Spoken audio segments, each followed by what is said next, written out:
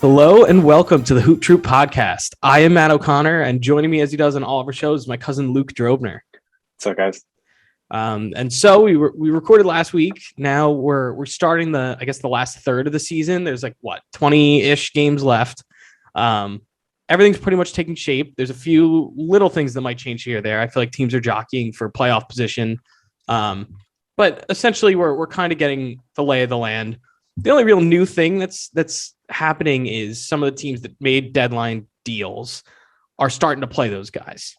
And I had the distinct privilege of going to Knicks Sixers yesterday, Luke. At the Garden. It was awesome. I mean, it was a very loud atmosphere. I mean, the Garden usually is especially for an in-division game like that. But there was just so much buzz because that was only Embiid and Harden's second game played together. There was so much buzz around it. You could just even see it from them when they surfaced out of the locker room. You're like, okay, they're excited. You can clearly see it. Their fans showed up in numbers. Normally MSG, you see the opposing fans. There's plenty of people from all over in New York, so you're always going to have some sample there. No, there were full blown MVP chants for Embiid. It was an interesting atmosphere to say the least. Embiid took 27 free throws yesterday. Luke, that's what I wanted to get to. That was going to be the first thing I want to talk about is my overreaction to their first two games. They beat the Timberwolves by 30 and then the Knicks by 15 or something like that yesterday. But it was a closer game than that. I know. Sixers went on a late run, late run. Which I have a whole rant I could go on about that too. Yeah. Is that an anti-Thibs thing? Oh, 100%. But we'll get into that. I want to start with the with the Sixers. Right. They are unbelievable to watch. I think that the Harden Embiid two-man game is borderline unstoppable.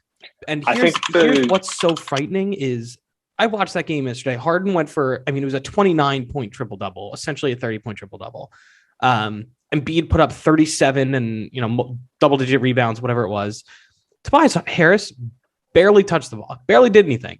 He was essentially just being a defensive, they had him on Randall for a lot of it. And he was playing a role. And for a guy of that caliber to essentially be a non-factor is amazing. Matisse Thybulle was unbelievable, just getting his hands into the lanes and poking at the ball and just being a nuisance. Tyrese Maxey had some great plays. But my point being, my overreaction to their first two games is that they're going to win the NBA championship. And I don't understand how you stop that team. I was watching, and granted, I don't think the Knicks and Timberwolves are a good representation of teams that can stop them. But I'll give Embiid credit. He fouled out two Knicks centers yesterday. Granted, one of them is Mitchell Robinson, who does have a foul issue. And then the other one was a rookie in Jericho Sims, who's played maybe 10 games total. So yes, Embiid did kind of take advantage of that, but six fouls per player. That's wild. So, it is pretty unstoppable. And their pick and roll, the attention Harden draws when he comes off of a curl on that is alarming. And then you just see Embiid has so much space to operate, space that he's never had. So it's going to be, I can't picture a team stopping this. It's 100% harder to double team Embiid now that Harden's out there, especially. And it's not even it's just that you have to guard Harden rather than who they have out there before, Seth Curry. You still have to guard Seth Curry. I think the difference is you get the ball to Harden. Not only can Harden do exactly what Seth Curry can do, but he's a better playmaker. He does a little bit more. And I think I watched it on TV. It was a full day of basketball yesterday. It was really nice. Yeah. They were talking about how Harden might not be a great defender, but he gets his hand in the lane. He had 5 steals yesterday or something? 5 steals yesterday. And it was a couple of times where Knicks forced a turnover, but Harden found some way to just get his hand on the ball and turn it the other way. And that's an easy bucket. I think the scariest thing I saw from the Sixers team was when Harden was in transition and Embiid starts sprinting. It's because it's I've never seen him sprint like that before. And when he started sprinting, and like there's no, either you foul him or he's dunking it. He had such a surprising amount of space, and just his availability, or his ability rather, to get going downhill is crazy. He had two fairly easy transition dunks that were pretty much set up by Harden. It's a mix of Harden and then also just like bad transition defense by the Knicks. But I gotta say, like, seeing that man be that ginormous, run that fast, just directly at the rim, there is no way to stop it.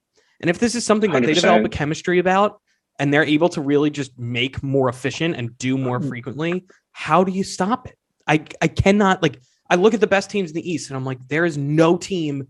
I was thinking like, all right, the Bucks are probably the favorite, I'll air quote favorite to come out of the East. Theoretically. They're not stopping it. Who are you putting on Embiid? You're going to put Ibaka on Embiid? Giannis, you don't want to risk that though. Because I got to say, Embiid is so damn good at drawing fouls. Yeah. He is. And even with a defensive player of the year in Giannis, like, he's still going to pick him up. And also, like, you need Giannis to dominate the offensive end, or you're really going to have him exert so much energy on both ends. I don't know. But so, like, I was trying to think this through, and I'm like, all right, it might not be them. The Heat, I guess, could pose problems because you can put Jimmy Butler on Harden and I guess Bam on. But I don't know if Jimmy Butler's going to end up stopping Harden. And I don't think I think Bam is great. Right. But Bam is more of like a mismatch rather than a true 100%. Center. And you need a true center to guard Embiid. You need someone who's big. You need someone who's like 7 feet tall and weighs 275 pounds. Bam 100%. Is like a weird combination of being tall, but also being like weirdly athletic, right? Like, I think he's like 6'10" maybe. He might even be a little shorter. I'm not exactly sure how tall he is, but I know he's not 7 feet. He's 6'9", according to Google. But he's super athletic. He gets up, he dunks on people. He's insanely strong. There's been times where he goes up and I'm like, he can't dunk that. And he like carries 2 people with him after he's leapt off the ground into the rim and dunks it. And I like, that's really great, but I don't know if that's an Embiid stopper. Right. And I also think another thing that the Sixers are doing well, looking at their roster right here, they have Willie Cauley-Stein, who's a solid center, not so great defensively, but coming off the bench in limited minutes can obviously be productive. And you just sent that tweet. They're the Sixers are in the market for a backup center and could aggressively pursue DeAndre Jordan. Right. Which, again, not someone who you want to play in big minutes, but let's say you have the right matchup for him and he plays 10 to 12 minutes a game just to get Embiid some rest. Why not? Right. And obviously they've been playing Paul Millsap as that backup center, which not great because he's a little smaller and he's not super athletic. But again, like just another body, another possibility at that backup center spot. Not someone you're going to play 20 minutes a game, but if he gets like 10 to 12 with the right matchup, 100% productive, right? And especially in the playoffs too, you know, it's more just a breather for Embiid. He's obviously going to be logging heavy minutes as they make a push. So like it's finding that serviceable, realistically, probably veteran presence who's going to go in there and not mess anything up. Because realistically, in the minutes Embiid is off the court, Harden's going to be out there doing most of the work. Tobias Harris is going to be out there. Like, you're going to have other guys shouldering the load. It's more just a good presence in there, can get you rebounds, set a good screen here or there. Like, you don't have to really do anything too crazy. I think my biggest concern with them is their playmaking. They have Harden, they have Maxey, but after that, like Shake Milton as the backup point guard, I'm not sure if that's an elite level playmaking. And you kind of mentioned Tobias Harris and how he was a non-factor. But if he could take a role where Harden's off the floor and Maxey needs a breather or something like that, right? Like, could Tobias Harris potentially be a playmaker, create offense in the half court for his team? And I think he can. I think when he was a Clipper, I think he was running like a pick and roll type of thing, and he was their main guy as a ball handler. So I obviously think he has that potential. We'll see what Doc Rivers does with these rotations, but well, I think they have a lot of shooting too, like George Niang, Danny Green, Furkan Korkmaz. They have a great roster, and I guess you're 100% realistic when you're saying like they could definitely win it all. Them, the Bucks, and the Nets. I feel like you really can't count the Nets. So, that's the thing. I keep looking at these standings, and I'm like, who is going to move up and pass them? The Bucks, maybe. The Bucks are, I think, They're like a game and a half back. What do you mean? Sixers. Who's going to move up and pass them? In the standings, as far as fighting for position. So like right, they're currently behind the Heat and the Bulls. They're in that mix. They might pass one of them, maybe both. But realistically, they're not going to be the one, is my guess. I think the Bulls are going to continue to slip a little bit just because they don't have Lonzo or Caruso. Right. Definitely. I think they're still a good team. But DeRozan's playing out of his mind. But you're right. He's playing out of his mind. I think they're still going to slip a little bit. I think the Sixers will probably move up into first or second. I think if the Bucks really turn it on, I think they can move up into the top four. I don't believe the Cavs will be a top 4 seed when the playoffs come. No. The Celtics are playing out of their mind. And it's seeming more legit than I thought. I know we talked about this a little bit. I was afraid it was a fluke because it was an easy part of the schedule, but like, I don't know. I think they're starting to beat like decent teams defense, now. Yeah, I think they're hitting the stride at the right time, obviously. For sure. Like, there's so much potential in their roster. Jaylen Brown's really great. Al Horford's been good. Jason Tatum, Marcus Smart. They have Derek White now. Grant Williams has huge defensive potential. Robert Williams is also another one of those guys who can kind of create plays on the defensive end. Right. I still think they lack a little bit when you think about some of the other rosters in the East at the top. Oh, definitely. But I mean, give them another year, especially because they have this new coach, right? So we're kind of seeing them gel a little bit more here. So I will say, I think in like the next year or two with the right moves. One thing I will say about them is that they're not an easy out, and I could easily see them winning, even if it's just one playoff series, or doing what the Hawks did last year. Like, were they really a threat to win the championship? No, but they're hot at the right time. But they could easily disrupt something and make a push. Okay, I would not be shocked. They're in 6th right now in the East, which means they match up against the Sixers in the first round. Not the best matchup. They could potentially beat. They could potentially beat the Bulls. I think they could potentially beat the Heat. They could definitely beat the Cavs, and they could definitely beat the Raptors. But like sitting at 6 right now, you're more likely to play Sixers, Bulls, or Heat. Right. And like, again, none of those series for them are easy. No. But at least 2 of them are winnable. I think the Heat edge them out in like 6 or 7 games, and I think the Bulls do too. I think especially if the Bulls are completely healthy. Right. And I do. I think like that's looking at this objectively, I think those are the realistic scenarios. The only other one that we might see is if they are the 5 and the Bucks are the 4, where they have another one, but that's another one where I don't think they stand a chance. I don't think they do either. If it's the Cavs at 4 and Celtics at 5, I think they win a first round series easy. Yeah, that's how I feel. The wild card in all this is the Nets, because they're currently sitting in 8th and they're 3 games out of that 6th spot. Like, they're going to be in the play. Once KD comes back, they're passing. The Cavs. Are the Cavs going to fall? They're passing, but the Raptors are in the play-in. Like, they're going to have to catch either the Celtics, the Cavs. They're not catching the Bucks. They could catch the Cavs. They're only 5.5 games behind the Cavs. And let's look at the Cavaliers' schedule. See who they have left. That's a lot. That's a lot of games in like very little time. Also, the Cavs are currently up by 4 against Minnesota. Not that counts for much. It's the second quarter, but okay. The rest of the schedule: Charlotte, Philadelphia, Toronto, Indiana, Miami, Chicago, Clippers, Sixers, Denver, Detroit, Los Angeles, LA, Lakers, Toronto, Chicago, Orlando, Dallas, Atlanta, New York, Philadelphia, Orlando, Brooklyn, Milwaukee. I'm looking easy. At it's very ranks. Average. Tankathon ranks remaining strength of schedule, and it has Cleveland at 12. So, and then it has Brooklyn, they're middle of the pack, right? And then it has Brooklyn at 20, which like is that enough of a difference for me to like really be convinced that there's? I think Brooklyn's a much better team, but even with New York easing its vaccine mandates, Kyrie still isn't able to play because there is one for like the private sector or something. I don't know. I'm trying to follow this, like, I don't know political lingo. Yeah, it doesn't really matter about Kyrie, but he's not going to be able to play coming back.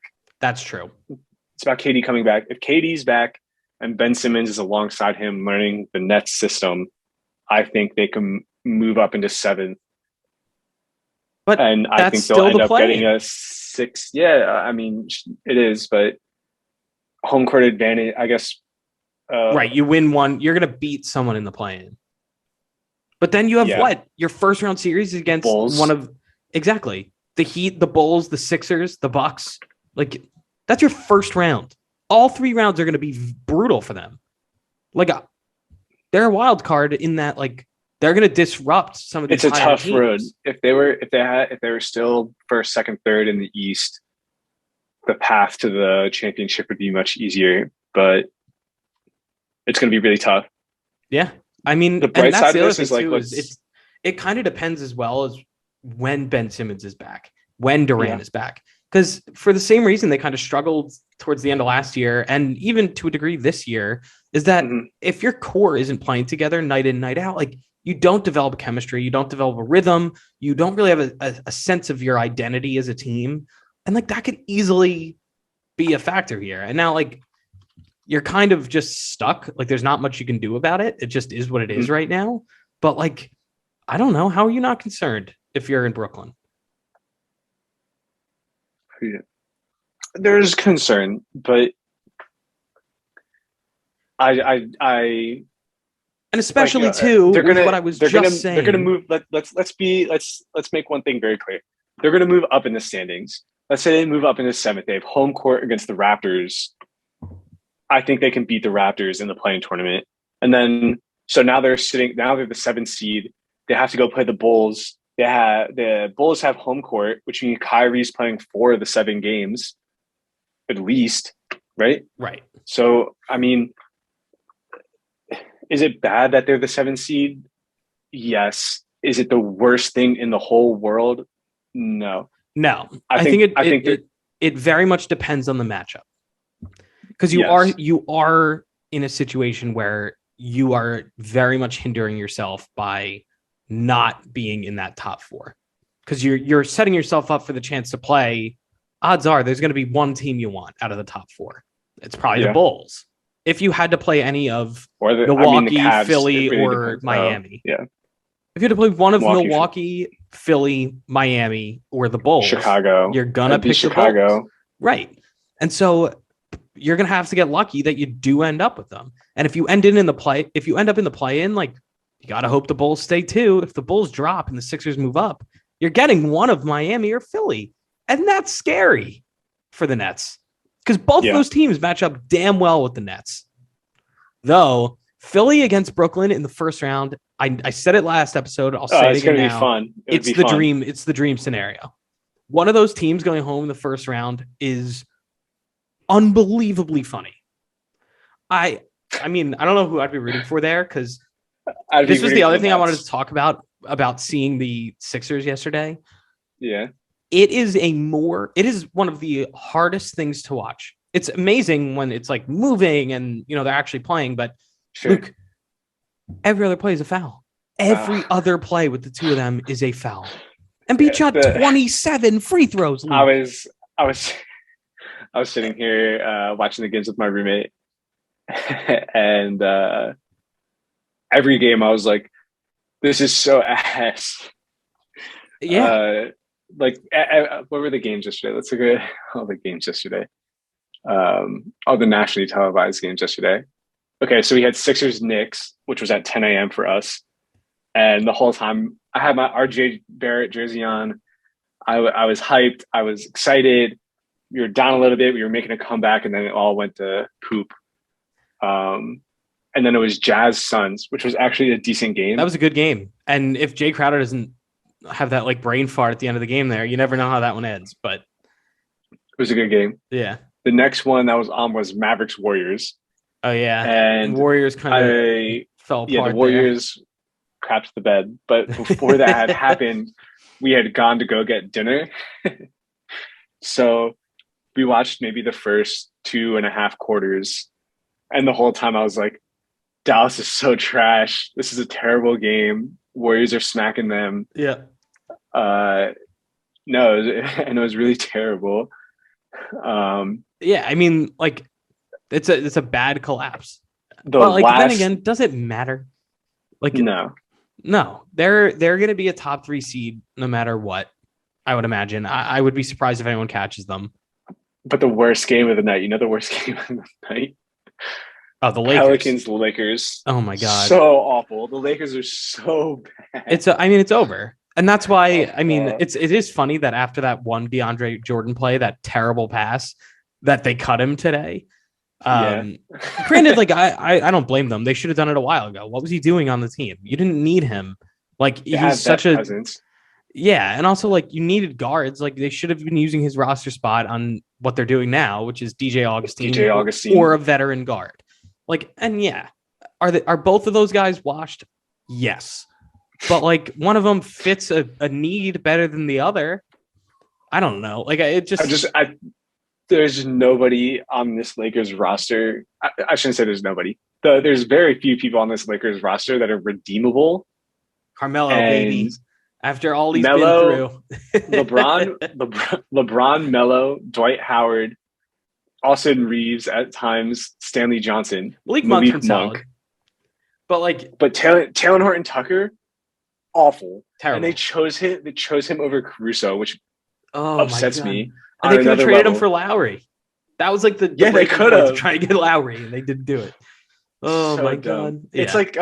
It's like the Sixers not trading Simmons for Harden when Harden was a Rocket. I guess it worked out in the end. It worked out in the end, but yeah, I mean, like it was so dumb. Luke, you got to trade LeBron and Anthony Davis, or just LeBron. You said that this morning. I said it this morning. I said it on the last episode. It was more talking about the Blazers potentially trading for LeBron, but it's starting to make more sense. And everyone else all of these freaks on whatever talk shows are on every day on every network are starting to say it.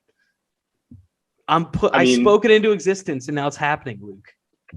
Even like some of these people who I mentioned who are redeemable, like Stanley Johnson, he doesn't even do anything. He plays defense. He like hustles. Yeah, and that makes him redeemable. Terrible. The fit is so atrocious. Awful. I think individually, a lot of these players have value, but collectively, together, it doesn't work. They aren't a good fit. They're just not complementary pieces whatsoever. Yeah, it's over. They're going to be a play-in team just because like the standings are going to make them a play-in team. Like who's going to catch them? Like the Pelicans are currently in 10, but like Portland's essentially tanking now with sitting Nurkic.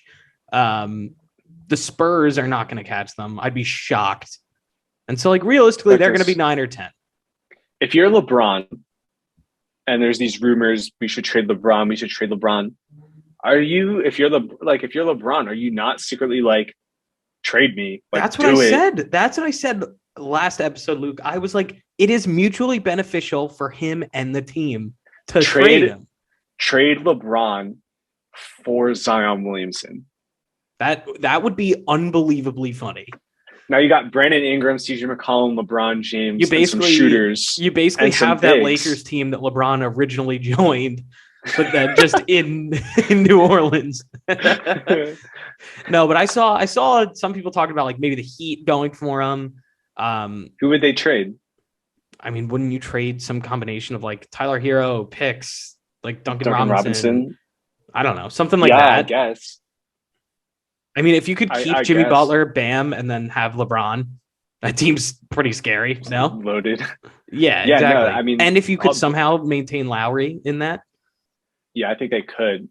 I think it would be Duncan Robinson and Tyler Hero, whose contract matches LeBron's, because Duncan Robinson got that big extension, and then it would probably be some type of role player and pick combo. A ton of picks. I understand LeBron's old, but he's LeBron James, and he's still dominating. He's still top 5 in scoring now. Like he is. I think the Lakers would get.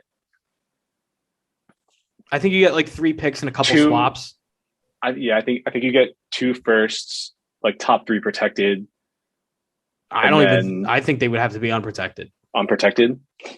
To get rid of LeBron, I know it sounds crazy and it's very hard to, because it's just like you're trading for what? He's 37. Like you're trading for such an old player, but it's not like you're trading for LeBron. He brings such a culture. He brings such a different aspect to your game, and he has a history there. Like he knows Spoelstra. He knows how it works.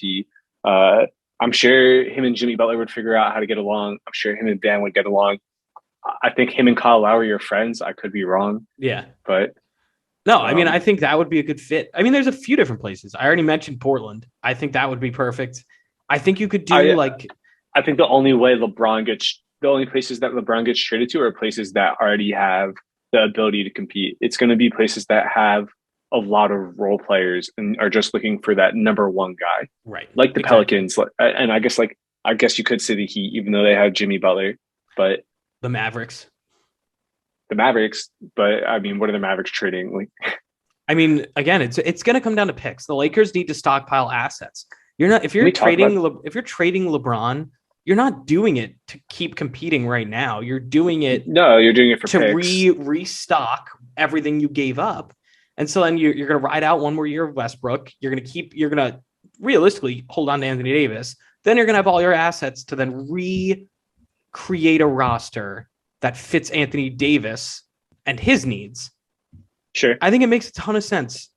I know it's ridiculous trading LeBron James, but I'd be looking for a number one star over Anthony Davis. Like after seeing him in LA and he's not the understanding guy. What he did, he's not the guy. I'm not even sure if he's top 10 anymore.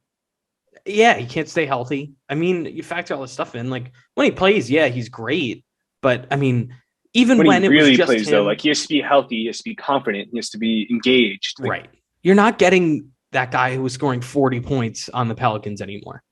He just hasn't shown he's going to do that. Yeah, sure, he might be able to go for 30, but like he's not going to be able to take over the game like he did when he was younger. No, it's much more consistent. You're going to get 20 to 30 plus 10 rebounds and 4 assists and 2 blocks a game, which is great. But you're never going to get a 40 or a 50-point performance out of him ever again. No, I'd be pretty surprised. Although I guess you never know, especially if they just strip the roster and it's like, all right, go have fun, Anthony. Go pad your stats. But no, like I think it's got to be on the table. And especially with all the friction between Clutch Sports and the Lakers front office that has been rumbling, it just seems like it would make a ton of sense. Make the switch. Can we talk a little bit about the Mavericks? I would love to talk about the Mavericks, especially now that Kristaps isn't on the team and I get to enjoy them. I think they're in an interesting situation. And I think they're not winning a championship is the thing. But you're not rushing it with Luka, right? You're taking it slow, right? I think they have a couple contracts that are questionable. Spencer Dinwiddie, Tim Hardaway, Bertans could.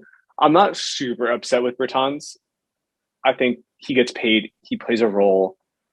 Like when his contract's up, I think you could easily re-sign him for less. You could be like, hey, we like having you here, but we realistically see your value more at the 8 to 12 rather than like the 16 to 18. Right. Which is fine. Like for a role player that fits well with Luka, why wouldn't you? He's just a shooter. That's all he is, right? And he's he's 6'10", so he can play a forward spot.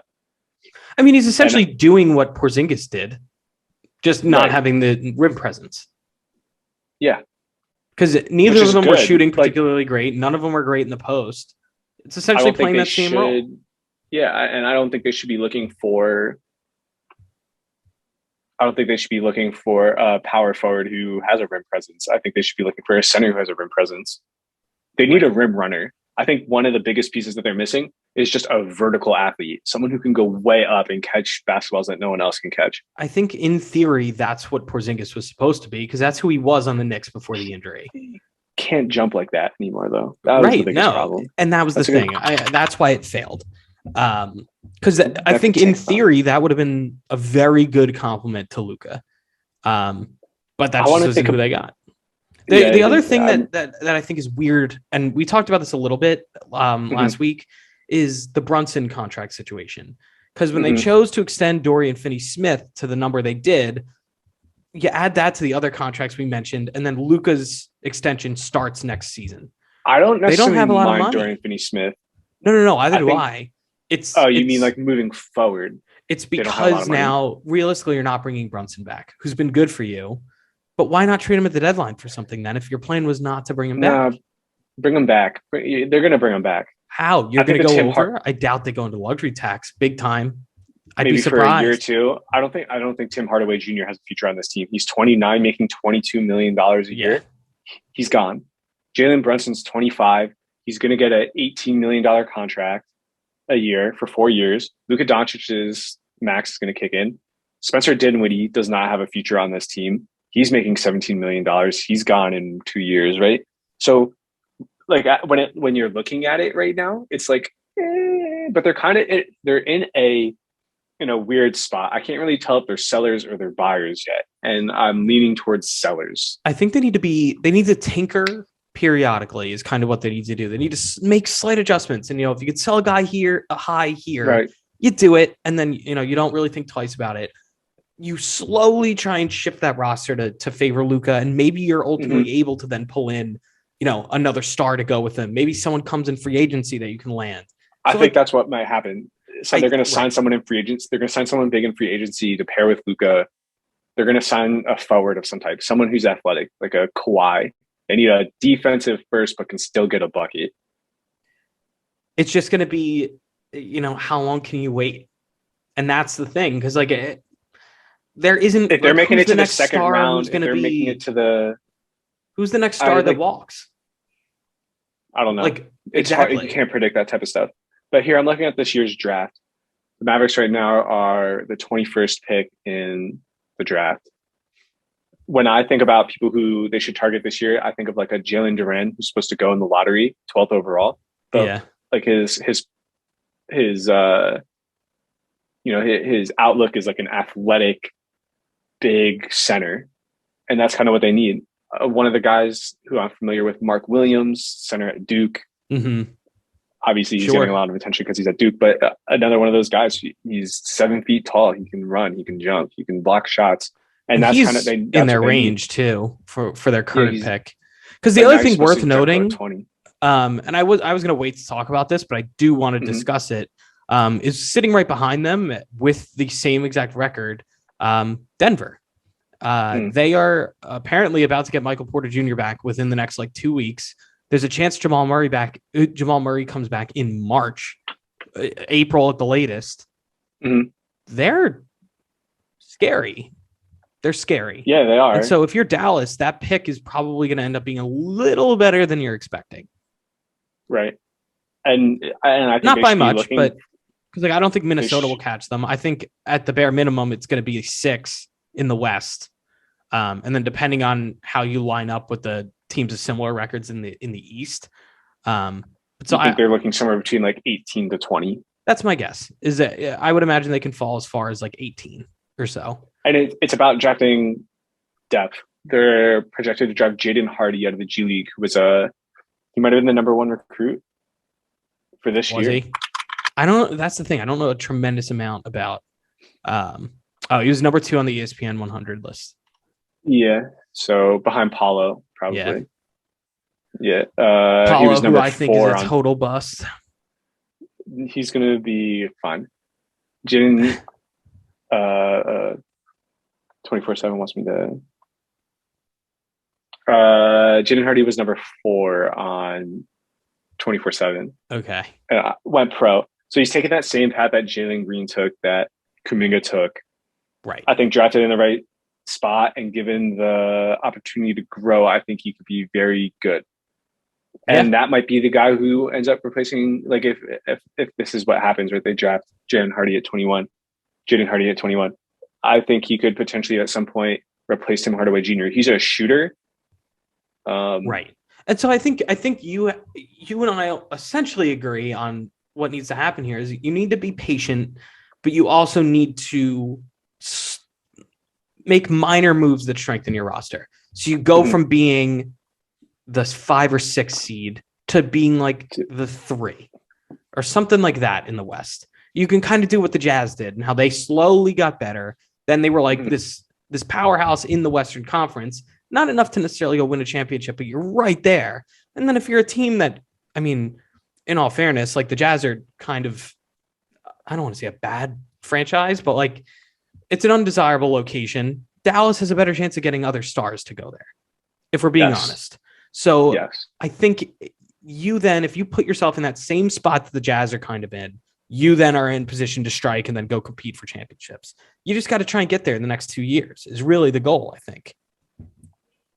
Yeah, they just need to they need to draft properly. They need to find the right free agents for the right price. Yes, and I think they can do that. I think next season, Luke.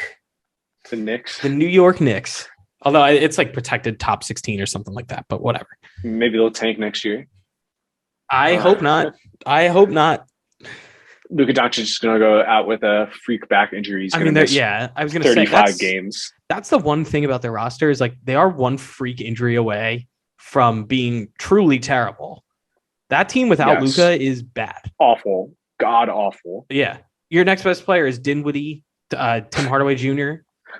Like, it's not good. It's truly like a bottom 8 team in the league. Steph Hardaway Jr. just keeps chucking. Oh my God, classic. No, but I do. I think they're in a really great position. I think their roster is questionable here and there, but I think they have building blocks, and that gives me a lot of hope. Yeah, no, I agree. But you're right. I think it boils down to the draft. And that actually, Luke, you bringing up the draft. Now I'm staring at Tankathon and looking at different players. Can I? You want to talk? Do you have something else you want to add? Can we go Jaden Ivey from Purdue real quick? Yes, Luke. I want to talk Ivey. Okay, I'm super intrigued about him because he's the new guy that if the Knicks like do move up in the draft, like in the lottery, he's a guy I want point guard. He doesn't have to be. Right now, does not have to be. Not a point guard. Does not have to be. But he can play shooting guard next to point RJ Barrett. He's a true shooting guard. I have a hard time believing that he will ever have the potential to play point guard in the NBA. So seeing as you've watched essentially every Purdue game, I have. Can you give me the lowdown? Because I've watched like 3 or 4 of his games, and I'm truly impressed. Like his motor is his stop and go, his control. He's got a switch. I will say that there are times where he can take off. There are times when you don't think he's engaged with the team, and you're like, oh my God, Purdue goes down by like 8 points. I'm like, something's got to happen. Someone's got to step up. Yep. Then turns just like it on out of nowhere. He gives me big Donovan Mitchell energy. Like I totally feel like he could be that type of player. Yeah, I think his freshman year, he was a god awful 3-point shooter. Every time he chucked up a 3, I was like, please God. That's my concern is the shot. But you see, and it doesn't look good. It goes down, but it doesn't look good. And it's very inconsistent. There are games like here, looking at his Tankathon stats, there are games where he's 6 for 6 against Butler. 3 for 6 against Nicholls State, 3 for 6 against Ohio State. He's got good games. There are games where he shoots well, but there are a lot of games where he's 0 for, which is not great. Right. What I will say, he does a good job of getting into the paint. He does a good job of drawing fouls. He gets up. He goes up. He's confident. He accepts contact. And I think that's where he should be living. And similar to Donovan Mitchell, he's athletic. He gets to the rim. He's drawing contact. He's a little taller than Donovan Mitchell. His mom, Jaden Ivey's mom, was John Morant's coach for college or something like that. I think I knew that. Yeah, but that's a pretty fun fact. every time Jaden Ivey does something cool, you see John Morant on Twitter like, hey, that's my boy or something like that. And I'm like, yeah.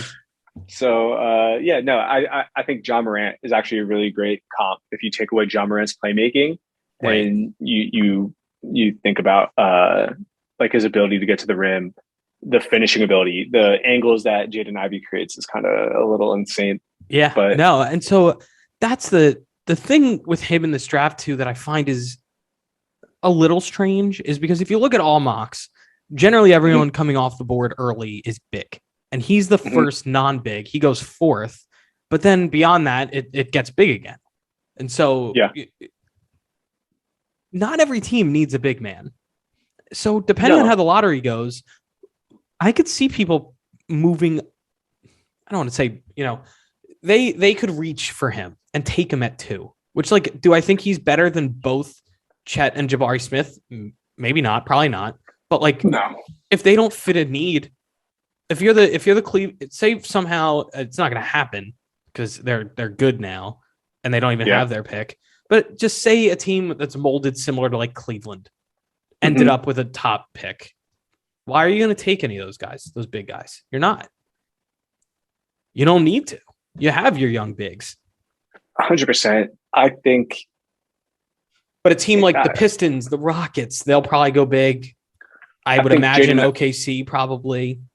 I think Ivy is very well rounded, and I think he has a high 4, but I'm not so sure how high his ceiling is. When you think about other guys who are getting drafted near the top, Chet, Jabari Smith, Paulo, those guys have super high ceilings. Do you believe in Paulo? No, and I don't remember what game I was watching. It might have been like Duke, Kentucky at the beginning of the year or something like that. I don't really remember what game it was. But he kept cramping, and I was like, whether or not this is intentional or not, I just like it. Obviously, it's some type of problem. The fact that he's not hydrated and he's like the biggest player at Duke, right? Like there should be people taking care of him. He should have been prepared for this. He should have, and so I was questionable about it. I was like, I'm taking Chet number 1 overall. Jabari Smith has looked great. The fact that he, has been making shots. He pulls up in transition for 3. He also just seems he seemed a little more durable than Chet. And I mean, maybe Chet will be fine. Chet is so flimsy, it's frightening. He is. But he's good. I mean, like the kid drills like 2 threes a game. He's kind of a monster. They list him at center, but I'm not so sure he's going to play center in the NBA. Just because he's going to play a lot like Kevin Durant is my guess. The way he moves, the way he dribbles, it's going to be like a 3-4-ish, but like a But can bump down to 5 in the right situation. Let's say you're playing the Golden State Warriors and they have like Otto Porter Jr. in at center. Chet will also play center. Except right. I mean, that's a unique example, but especially as a rookie, if he's 18 and going in there, like he's going to get clobbered. Crazy measurables. He's so good at a lot of things. Right. I think that's the. I mean, he's 7 foot 195. It's really small. Oh my God. But that's why, like Jabari Smith, in his own right, is 6'10", 210, an extra 15 pounds on 2 inches young. Smaller. Like being 18, 19 years old and weighing, like being skinny like that is just normal. Like Paulo, the fact that he's 6'10", 250 kind of shows you that he might have hit puberty a little early. Yeah. His prime might be coming quicker than Jabari Smith's. But let's say like Jabari Smith is now 25. He's not going to weigh 210 pounds. He's going to weigh like 235, 240, especially at 6'10". And you kind of think the same thing with Chet. When Kevin Durant came out of college, there was always like these concerns with his strength and blah, blah, blah, blah, blah. But he's put on muscle. It's not like it's never been like he's not going to guard Embiid, right? Embiid's going to back him down in the paint every time. But it's not like he's flimsy anymore. Yeah. I mean, it's just such a weird draft because I feel like there's no clear... I feel like you cannot distinctly say you go Chet number 1, then Jabari Smith, then Paolo. It's going to be one of them two. I think it's going to be Chet or Jabari Smith. The other one's going to go second, right? And then it's going to be Paolo, Ivy. It's just weird because they're so similar at the top there, and so like it's going to be so hard to evaluate them, like because they're essentially doing the exact same things. You look at their numbers; they're pretty damn similar. Yeah, I mean, you could argue that Jabari Smith has been playing better competition because Chet's in. I mean, Gonzaga's conference is not great. Gonzaga played a lot of good teams at the beginning of the year. Early on, exactly. I think Chet played okay. I don't think he played great, but I mean, that's fine. It was his first few games of college. Like it's that's how I look at it. Like I don't think you can overly evaluate that. I'd like to see them at the end of the year. They just lost to St. Mary's too, who is ranked 23rd. They're ranked, yeah. But I mean, at the beginning of the year, they played number 5 Texas, number 2 UCLA, number 5 Duke, number 16 Alabama, number 25 Texas Tech. And I'm sure Chet Holmgren had some decent games, but I don't think he was unreal against any of them. No, I mean, but that's fine. You're drafting the talent. You're not drafting the performance. Like even if he carried it to, I shouldn't say that. If he carries the team to a national title, that matters. But I don't know. If he makes like a splash and wins his conference tournament, not saying much, like that, even if he like drags that team, it's not that indicative much. He seems a lot like a jack of all trades kind of thing, but he does the way he is a jack of all trades is very promising. Where like he's a very good shot blocker, he's a very good rebounder, he has a lot of different ways to score, which is good. I think I guess I think he's going to be good. Is the bottom line. But no, I think I think if he lands in the right spot too, if you land somewhere with like an established guard already, you're going to be in a much better situation to succeed. I think so. Right now they have the Magic picking first. So him and Jalen Suggs played in high school together. Yeah, I think Cole Anthony has been having a better year. I still don't think he's great, but like, fine, that could work. I think Detroit with Cade absolutely could make sense. Houston, I don't love the fit, to be perfectly honest, but they need a big man. It sounds like Christian Wood might be on his way out anyway. OKC would be awesome, I think. I think OKC would be really great. I think the perfect situation for Chet would be OKC. That's exactly how I feel. And they have the assets to try and move up and go get him if they think that that's perfect. So, like, even if they don't win the lottery, could be theirs. I don't think this is the year to move up. The year to move up is when it's like, wow, right? The guy really makes you say, wow. I don't think anybody this year has made me feel like, dang, right? Like, yeah, I think it's a deep draft. Like, I think there's going to be a ton of like solid rotation pieces, but then there's going to be a drop. You move up when there's like a Jason Tatum or a Luka Doncic or someone who could potentially change your franchise. I don't think any of these players are going to change your franchise. I think we're going to see a lot of all-stars. I think the lottery is going to have a whole bunch of people who are going to be good, but I'm not sure how many of these guys will be great. If you're drafting an all-star, pretty damn good, Yeah, no, I'll take it 100%. Even if like, I think the top three guys could all make an all NBA team once in their career, easy. They all have the potential to do it. But, right. And that's the thing. You have to nail the right guy in the right situation. Cause if not, like I could easily, like for the same reasons we've been saying, I could see all of them failing because it's obvious to see where their shortcomings would be. And if they're not in a situation that plays to their strengths more, especially when they're younger, forget it. You're toast. Like it's going to be impossible to kind of turn that around. If I try and think about players who kind of surprise me after the draft, it's some of these like boomer bust guys who take a lot of shots in college. Like we talked about James Bouknight, and I think you were really big on him and you wanted the Knicks to take him. And then he hasn't really played for the Hornets this year. No, not a ton of time. Like when you think about guys like that, Cole Anthony, who I thought was awful at North Carolina, he just like chucked shots. He ends up being good in the NBA. He still does, but like it works in the NBA. The college game is so different than it is in the NBA.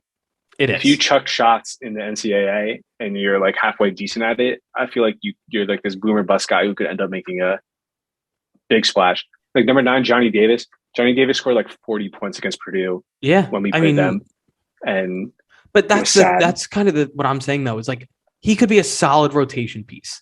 Like I think 100%. Anyone that you're getting in this top 10 could be a solid rotation piece. Both those Kentucky guards, I think could be fits on teams. Yeah. Like serviceable. I'm not saying they're going to like to be like the cornerstone of your franchise, but like any of those guys that are going, any of those guys going 5 to 10, you're going to get a solid starter. I think it's like fine. Maybe there's going to be maybe there's going to be a miss or two, game.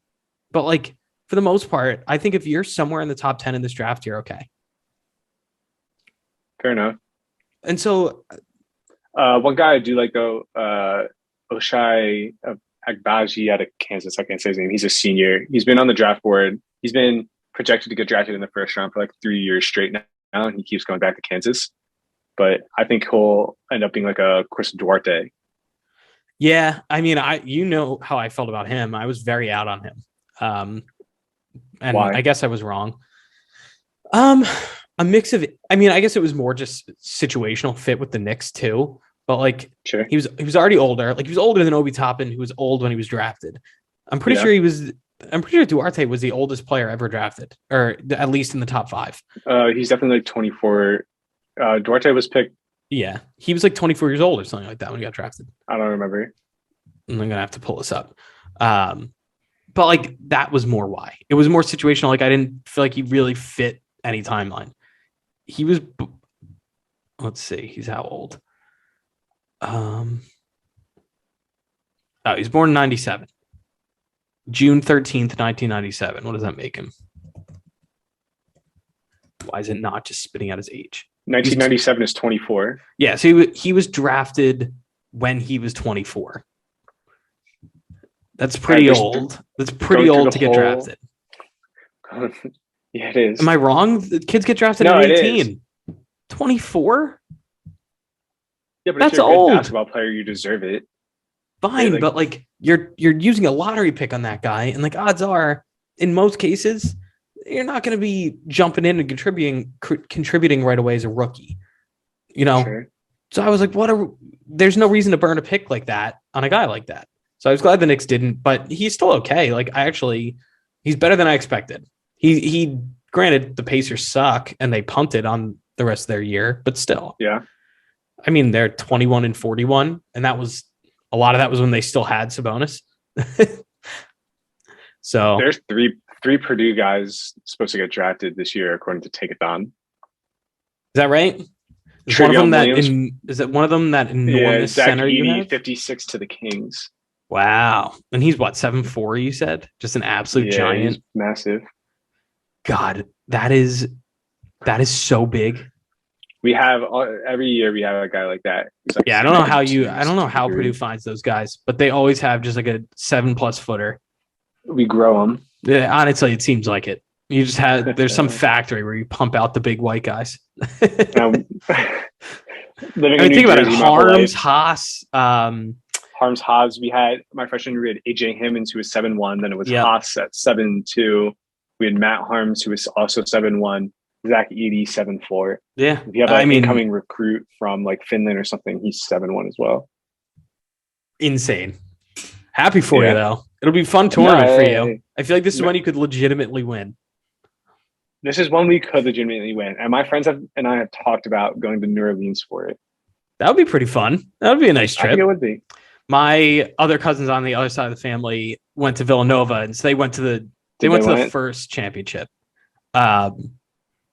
They won. So was that the one against North Carolina with the buzzer beaters? They were at the North Carolina game, and then they didn't. Right, and then they didn't go to the second one. Yep. So unbelievable game, but they would agree. Like I was having a conversation with one of them. They were like, I think that may have been the best day of my life. And I was like, and no, they weren't even saying it as like hyperbole. Like they were like, I think it may have been the best day of my life. I mean, best day of my life was almost when we beat. My almost best day of my life was when we almost beat Virginia in the Elite Eight. Oh, that was devastating. But see, imagine winning a national championship and being there for it, Luke. You lose your mind.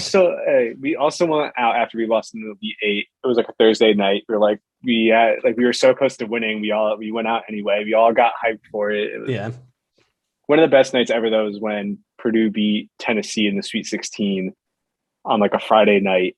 And we went out to the bars, and it was so packed, I couldn't breathe. That was a good night. Yeah. See, to even sniff the tournament, any of my schools would be a dream. That'll be college. The day. Boston College isn't good. Didn't you have a guy get drafted? We had a couple guys get to the NBA. Kai Bowman and then Jerome Robinson. Jerome Robinson got taken like 14th. Total reach. Shouldn't have gone that high. Like he led the ACC in scoring, but we couldn't make the tournament with him. So what does it matter? Now we're relevant. Ben Simmons going to make the tournament either. You're right. That is a very fair point, but that also has not quite panned out. neither did Markelle Fultz. Nope, and that also has not quite panned out. Yeah, I gotta say, today. He had an assist. He did. It's his first game back in like almost a year, I think. 14 months. 14 months. Wow. Yeah, that's good for him. I mean, so I root for him. I totally root for him. Didn't he get a contract? Didn't he get a second contract? He did. They paid him like I think it was like a couple million a year. Yeah. But Fultz, he's got 6 points and 4 assists today in 13 minutes. It's not bad. Right, but they do that and then they go draft 2 guards. So it's like, what's your plan there? Yeah, it's probably he's probably at the end of his career, which is sad. I don't know about the end of his career. I could see a team taking a flyer on him. So injured. He'll he'll have like a Frank role on some other team when the time comes. I'm trying to see what his salaries are. Oh, so it is bigger than I thought. So He's what, this like year 6 he's million a year? making this year he's making 16 and a half. Next year he Oh, makes the same, and then 17 million in 2023, 2024.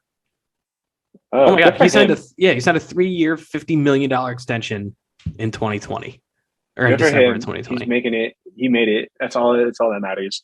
Yeah. But he was so unreal at Washington. I feel a lot of people don't give him the credit he deserved because everyone's like, oh, the Celtics absolutely cheated the Sixers, blah blah blah. No, Markelle Fultz was so unreal. It was like I mean, that 21 shot points. whatever they did to his shot was, I mean, it's a travesty. I think he had It was some type of bad. nerve damage in his shoulder. He got into some type of accident and hurt himself. Yeah. I mean, I don't necessarily look at him as like a true bust. It's almost like Greg Oden, where it's just like injuries and like you never really even got to like see it. So Yeah, I root for him though, in the same way that I would have rooted for Greg Oden. maybe the last thing we talk about here is Zion. Okay. Now that we're bringing up Greg Oden, Yeah, that's there we go. Did you see the float that I sent? I did. The video? That was so mean. It's awful. But like if you're Zion, why are you going back there? Why do you want to be in New Orleans? He's away from the team. He's not going to go back. But that's different. That's for rehab. That a lot of guys do that where they go rehab, elsewhere. Right, but the fact that he's separated from the team and then there's all this, we don't really want Zion here happening back in New Orleans. It creates like a Kawhi type situation where like Kawhi was away from the Spurs in New York and everyone was like, oh, Kawhi should just play. Kawhi should just play. And like even his teammates were like throwing shade at him. And then Kawhi was like, I'm just not coming back. Like, yeah. And next thing you know, he's in Toronto. So yeah, right. I mean, I think the combination of things going on between that letter to the season ticket holders that we talked about last episode, this float, the news coming out that he just didn't contact CJ McCollum after the trade. But then I will say, and I don't know how much of this is CJ being like just for a good reason, like he's the head of the Players Association and all this, like he's just a great guy, but how he came out and was like, you got to lay off him. Like what he's going through is like very difficult and all that. I agree with CJ. Obviously, like this isn't a good time in his life. His whole life, he's been a basketball star. He's played basketball. He's lived basketball. He gets to the NBA and all these doctors are all over him, which he's never had before. And they're saying you can't play. Right? It's not his decision not to play. It's doctors' decisions. It's the organization's decision. Right. So I'm sure if he was playing at, wherever, if he was just playing in the backyard, it wouldn't make a difference to him. I'm sure he could play without pain. It's the fact that like they take an x-ray, they look at whatever it is that's broken, and they're like, it's not getting better. I'm sure he feels great. I'm sure he feels fit to play basketball. It's the fact that they're holding him out of basketball activities that I think matters. Yeah, I mean, it's possible. Like, I think it's hard to speculate because you don't know how much of it is him, how much of it is the team, how much of it, how bad is the actual injury, like all this stuff. But at the end of the day, like if a relationship's souring, like it's going to be hard to remedy it. Even if he comes back and plays, like, is that going to change his outlook on the organization? Not necessarily. No. So like, and especially the fan base, I think would turn. If he came, and I said the same thing about Ben Simmons. If you come back, you play hard and you start playing well, like you're going to win the fans back. That's not that hard. It's about the people you're closest with though. It's about your teammates. It's about the coach. It's about the GM. It's like the people that you see every day. It's just not the same, right? Like the fans, they don't know you personally. They forgive, right? It's like, oh, he's playing well for my team again. Like, great. We're back at it. It feels great. Right. And that's why I think like, and even now, actually, now that I think about it, remember his family was voicing like how they weren't satisfied with the team and all that, like early before the injuries. This was like early on to him getting there. They were like upset with the organization and all this stuff. That was like early. Then, you have all these injuries and him missing time. I'm sure that has gotten worse. And like, if his family's in his ear voicing this stuff too, that's only going to reinforce some of the feelings he has. Like, I just think it's a very bad situation. But hey, the worse it gets, the lower his trade value is, because that's all that matters. He is destined to be a New York Knick, for better or for worse. Did he sign with Leon Rose's company before Leon Rose split? Let me see who's Zion's agent. It's CAA, right? It is. But I don't like to continue to draw comparisons, but Kawhi Leonard, when he left San Antonio, part of it was the fact that his uncle was his agent, and his uncle was like, "Nah, we don't need this anymore. Let's get out of here. Let's go somewhere else." So, So I'm also not seeing that anything about him changing agents, but yeah, he signed with CAA before the draft. There you go. I think he's probably still with them, right? Big company like that, with a big agency company like that, you don't necessarily sign with an agent. You sign with the company, right? The company gives you a pitch. Oh, look at our senior agents. We have a whole team. Everything you need is going to be taken care of. Things like that. So right, exactly. So it feels like he's on a collision course, because I can't imagine he ends up staying in New Orleans. I think the question is, does he take that extension, that max rookie extension that no rookie has rejected? Mm-hmm. Or does he just bet on himself and say, hey, someone's still going to pay me? How do you, in good faith, when you've been this injured and missing time, say, I'm not going to take that money? How? I mean, that is generational wealth for your family. How do you not sign it? Even if you're unhappy there, how do you not sign it and then say, all right, get rid of me? I mean, yeah, I think you sign it no matter what. That's how I feel. And so that's why all this probably doesn't even matter. It doesn't. He's going to sign the contract. New Orleans is going to continue to try and be there for him. Whether or not he actually plays in New Orleans over the next 5 years is something we have to know. And he has to, if he doesn't play, he has to get traded, and if he doesn't get traded, then he's just an injury story. I don't think anybody's gonna, right? Because if the Pelicans won't play him, or someone won't trade for him right now and then play him, no one, he's an injury story. People are like, I don't want to pay him all that money to be injured. Drive down the trade value, baby. That's all I care about. Ideal situation, 1-for-1 swap Julius Randle for Zion. Well, that's never going to happen. You're going to have to give up a ton. Because if the Pelicans are trading Zion, you're kind of conceding and you're essentially going into another rebuild, because he was supposed to be it. And so, unless you want to try and build around Brandon Ingram, which I guess is possible. He's still young. He's still very good. He's 24. Yeah. So you could and probably should end up doing that. So what's their record in the past couple of games? They've actually been doing well lately. In the month of February, 1, 2, 3, 4, 5, 6, 7, they went 7-4. So solid. It's not bad. It's not like they're a bad team with what they have. It's just, and they beat some good teams. They beat Phoenix in Arizona. They beat the Lakers. No, but they beat Denver. They started very slow, and honestly, ever since they've gotten CJ's been dominating in a Pelicans uniform. Yes, so he's been very good. Which is why I think they're a little bit now that he's out of Portland. Yeah, no, I think so too. And so you look at them; they're in the 10th spot right now. Maybe they pass the Lakers. I don't know. Depending on these last 20 games go, I think. Right, and any given night, I feel like they could beat anyone. They have enough firepower. Also, tickets in New Orleans so cheap. Oh, you get a $5 ticket in New Orleans against the Jazz. That's wow. Nationally televised versus Memphis, March 8th, $6. I mean, it's just a small market, and that it feeds into the whole, the issue that a lot of these smaller markets have is, how do we retain these stars? If Zion was in New York, he'd be happy. If Zion was in LA, he'd be happy. If Zion was in Seattle, he'd be happy. I don't want to say nothing, but New Orleans should sell the team. We are absolutely getting a Seattle expansion team. God, I hope. I'd be surprised if by it's 2022. I'll say by 2030 we'll have expansion teams for sure. We'll have expansion teams for sure. Hopefully, one of them will be in Seattle.